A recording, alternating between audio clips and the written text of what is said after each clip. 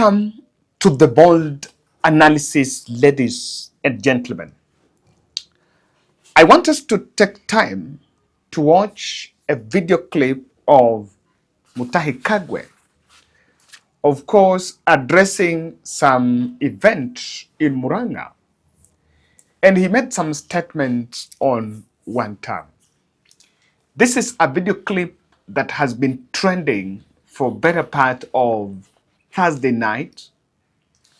Of course, it has sparked a reaction across the country, with political observers making, or rather, what is the coded message that the agriculture CS was sending to the president. Before I get into that, I want to humbly request you to subscribe to our channel, click the notification bell, and like our videos. And thank you very much for your support. We do this each and every day because of your support. So subscribe. Subscription is absolutely free. The advantage here is when you subscribe to a YouTube channel, you'll be getting notifications whenever we publish our videos. And we continue to say thank you very much for supporting our July project, where we were putting up a house for Faith Wambui, a mother of 5 in Mbeere, Embu County. So deep from my heart, I continue to say thank you very much for your support. Now, I wanted to watch this video twice because there is a specific message I would want to grasp. I want us to review that video. Then after reviewing that video, we look at the coded language that Mutahi Kagwe was sending there. Ona maisha maitu ne WANTAM.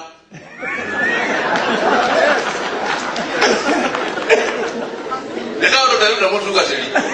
Ona yeye yako mtu gazeli. Ne WANTAM. Uwe waziri, uwe president, uwe nini, uwe MP, uwe kansala, uwe gavana, uwe na Mungu. Ate iteshiki siore ona maisha maitu ne WANTAM.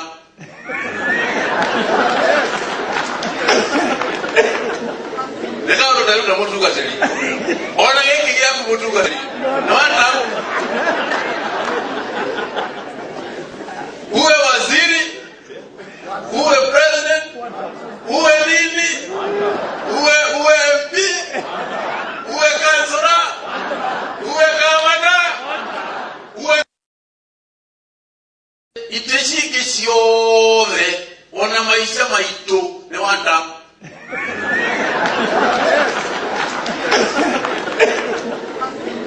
Ndio mtu gazeli. Ona yeye yako mtu gazeli. Ne WANTAM. Uwe waziri, uwe president, uwe nini, uwe MP, uwe kansala, uwe gavana, uwe na Mungu. Ate iteshiki siore ona maisha maitu ne WANTAM.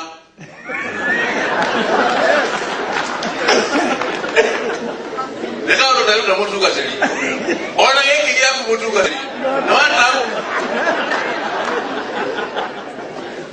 Uwe waziri, uwe president, uwe nini, uwe MP, uwe kansala, uwe gavana, uwe. Now, number one, he was speaking in a funeral in Muran'ga County. Mutahi Kagwe, yes, that was a funeral.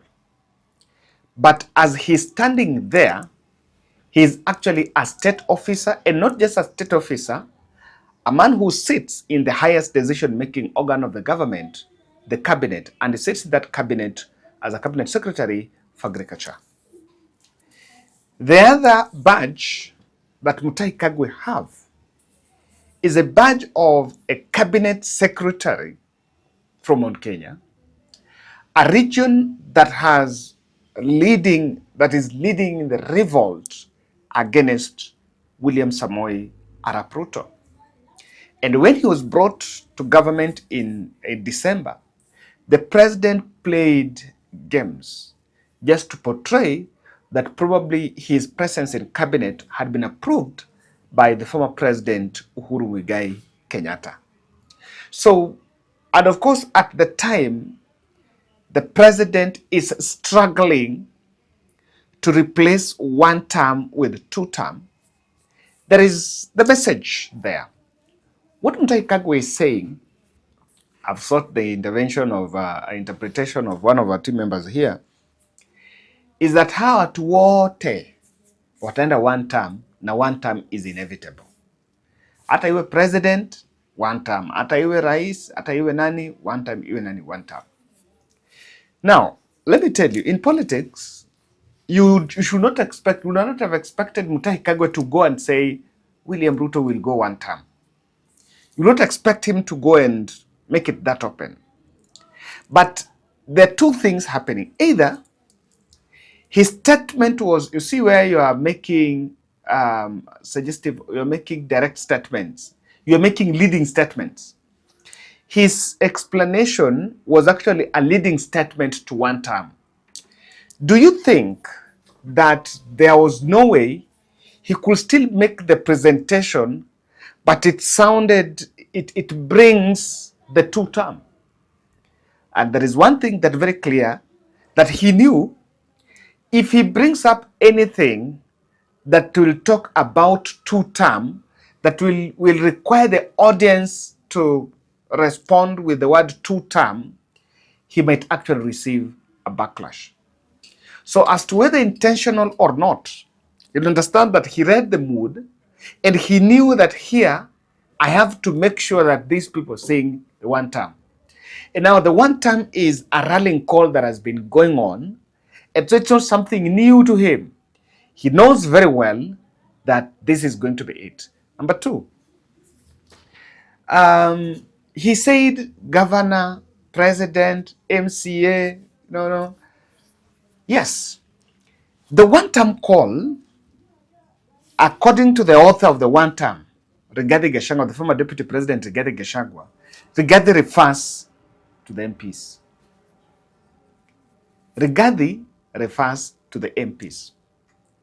And Kenya Kwanza team have been trying to spin it around. I listened to Ishungwa talking somewhere saying that those MPs with Rigathi Gachagua have served one term, and so when they're talking about one term, they're talking about them. Now, but in this move, you will see Mutahi Kagwe intentionally wanted to achieve the one-term recall, the one-term call from the masses. This video cannot be taken casually. I've seen it trending throughout.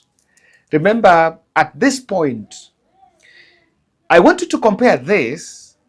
This is Mutahi Kagwe, and compare the kind of vicious campaign with his counterpart, John Mbadi.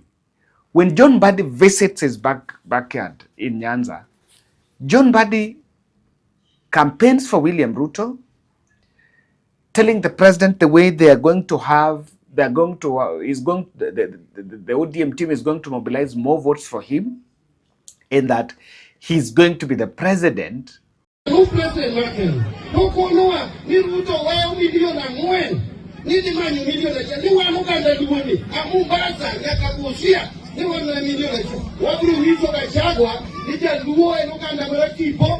we are more than 1 million. We are several million. If anything, the correct statistics continue. The second largest community in this country should be the Luo community. We are not 1 million. We are over 5 million. It is only that we have always been suppressed. No one gives us the vote. No one gives us the ID. When we get the ID and the vote, you will know that we have the voting power. And 2027, here we come.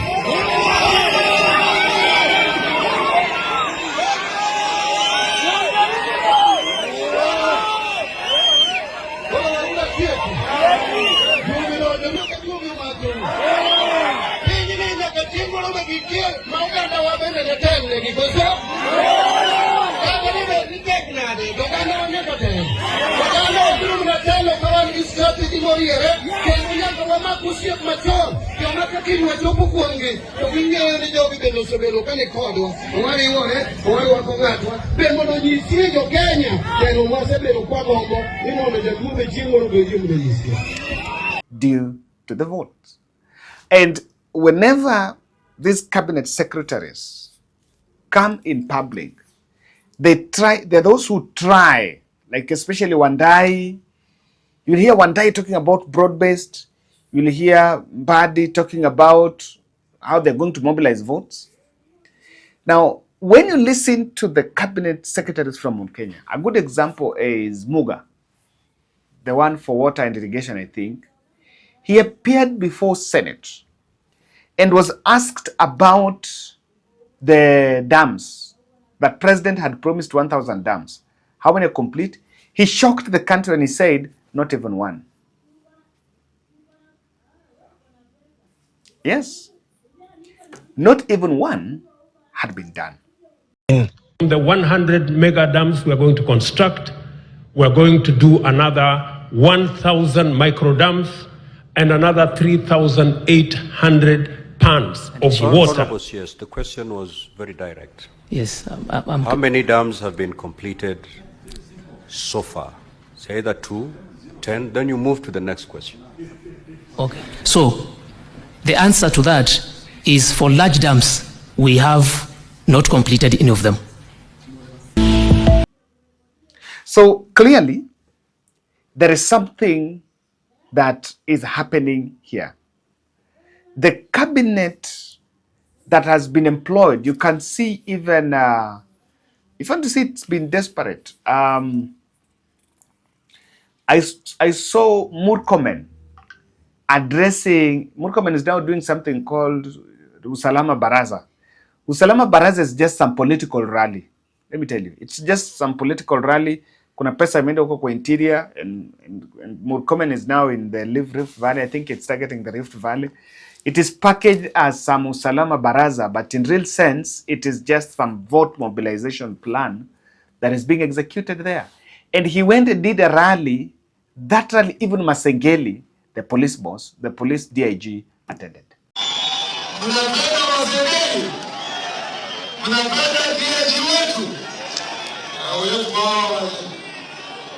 Amesema DIG amesema mkaeni kwa usalama.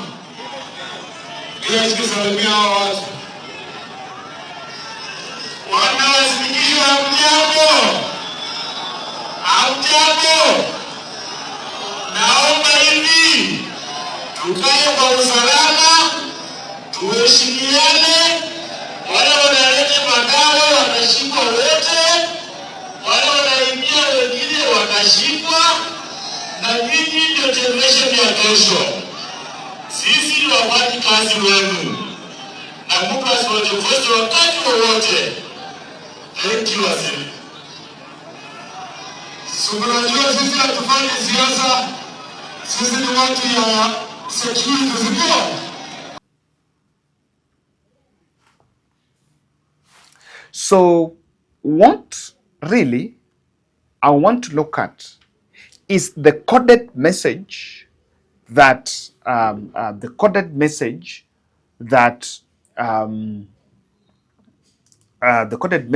Mutai Kagwe was sending to the president. And I can tell you, you will understand something here.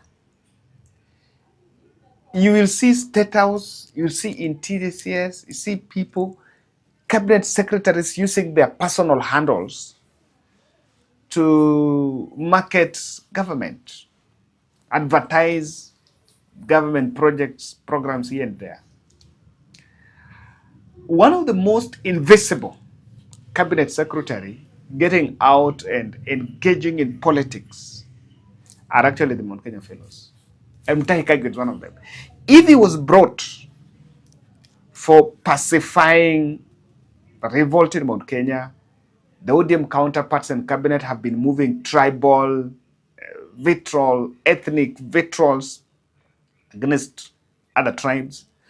But Lee Kinyanjui, Mutahi Kagwe, they've been tried, they're a bit laid back, except Kafogo, who is just trying to cut a political niche for himself, is the only person then has been engaged in politics.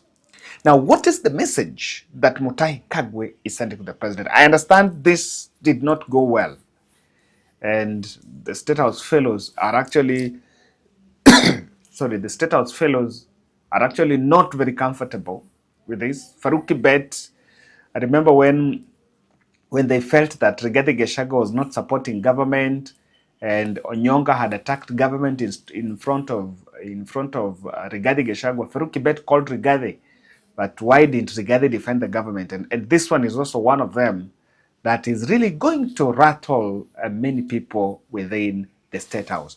But what is the message that you can grasp from this Mutahi Kagwe remarks? Number one, I think Mutahi Kagwe wanted to pass a message. And the message is passed is that Mount Kenya is very hostile for the two-term campaign.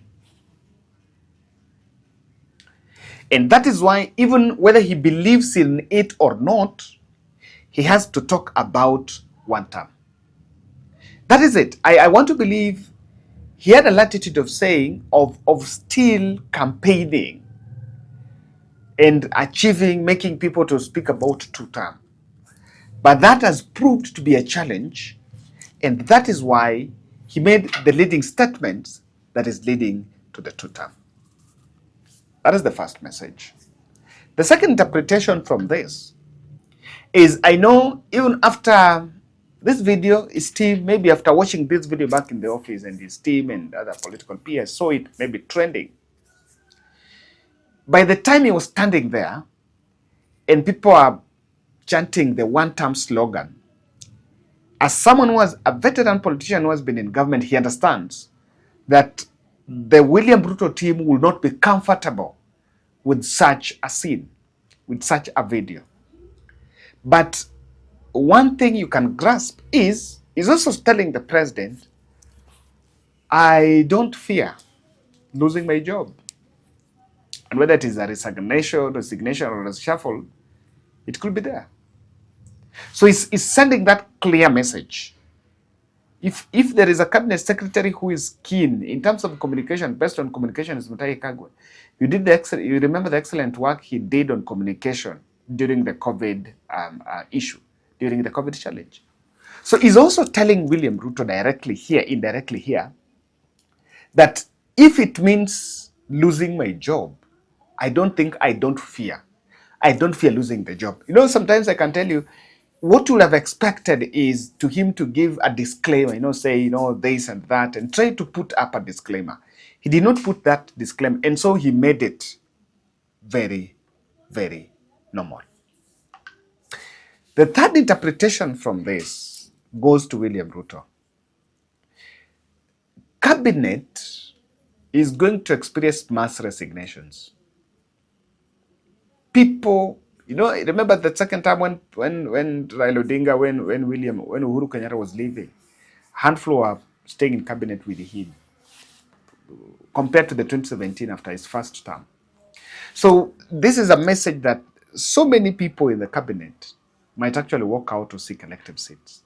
And especially in Mount Kenya, this is very clear. I don't want to imagine how William Ruto's mania at State House were thinking when they saw the cabinet secretary talking about that. But you understand, Mutahi Kagwe is never a present worship team, and he's not been hanging around. If there is a cabinet secretary that never hangs around the president, that you will rarely see him around the president, attending president's functions, unless the special answer that has been called, maybe involved, then that is Mutahi Kagwe.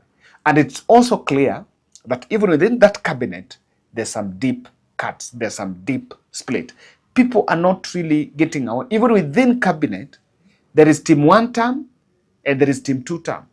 You look at how cabinet has been campaigning until even Adan Duale went to Eastleigh for some, Adandole went to ECL for, what was it? For some ECL declaration. And there, Kagwe declines to campaign for the president. Thank you.